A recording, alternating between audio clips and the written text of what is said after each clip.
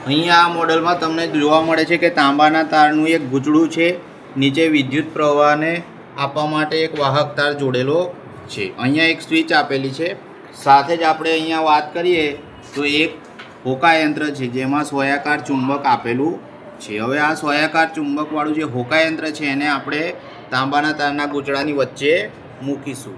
નીચેથી જ્યારે આપણે વાહક તારને ચાલુ કરી અને આપણે જો સ્વિચને ચાલુ કરીએ તો તાંબાના તારમાં વિદ્યુત ચુંબકીય ક્ષેત્ર ઉત્પન્ન થાય છે, જેના કારણે હોકાયંત્રમાં રહેલી સોય કોણાવર્તન થઈને વિચલિત થાય છે।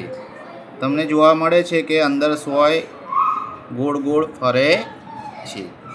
તો વાહક તારમાં વિદ્યુત પસાર થતાં એ પોતે ચુંબક તરીકે વર્તે છે, જેના કારણે અંદર હોકાયંત્રની સોય પણ કોણાવર્તન બતાવે છે।